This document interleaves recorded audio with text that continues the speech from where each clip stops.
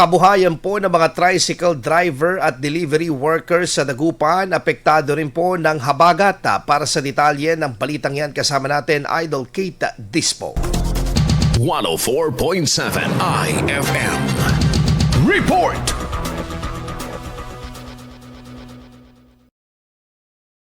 Hirap at matumal ang pamamasada ng mga tricycle driver ngayon sa Dagupan City dahil sa dulot ng habagat sa pagbaha at malalakas na ulan. Ayon sa panayam ng IFM News Dagupan kay Roberto, isang tricycle driver sa Dagupan City, matumal umano ang kanyang pasada dahil sa epekto ng pagbaha bunsod ng habagat. Anya, pinipili lamang niyang pasukin ang mga lugar na hindi gaanong baha upang maiwasang masira o maaberya ang kanyang sasakyan. Kahit may mga pasaherong patungo sa mga lugar na binabaha, hindi na umano niya ito pinapasok kung maaari itong makapinsala sa kanyang tricycle. Ma'am, sobrang tumal.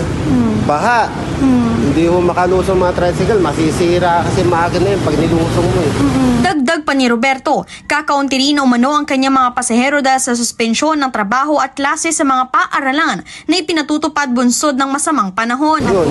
Pero ganun pa man, pinigis pa rin namin ang hirap ng pamasada kasi kailangan ng pamilya eh. Kailangan kumayod. Ganun pa rin po ba yung nakukuha ninyo sa pang-araw-araw ngayong may Nako, bagyo? hindi sapat. Hindi sapat talaga. Ganoon din ang sitwasyon para kay June, isang delivery agent ng mga produkto sa mga tindahan. Ayon kay June, naaapektuhan din ang kanyang trabaho dahil mas tumatagal ang biyahe at delivery, lalo na kapag binabaha ang lugar na kanyang pupuntahan.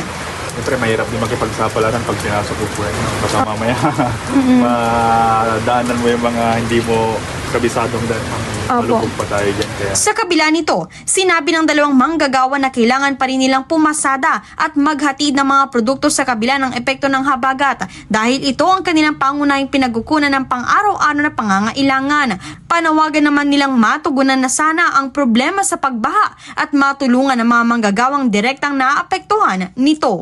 Sa ating mabait na Mayor Willie Fernandez, hiling ko namin, lalo na ho kaming nasa taga-Karanglaan, nasa malalalim na lugar, bahaan ako sa bahay namin. Kunting tulong lang ho, Mayor. Kasama mo mula rito sa IFM News Dagupan, ako si Idol Kate Dispo. Tatak, IFM. IFM News. IFM News. IFM News.